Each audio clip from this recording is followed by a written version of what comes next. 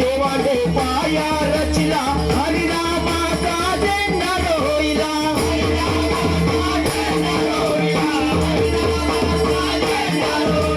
ज्ञानदेवाने पाया रचला हरिनामाचा हरी आपल्या पुंडलिकासाठी चला चला हो पाऊया ना विठुरायाची पंढरी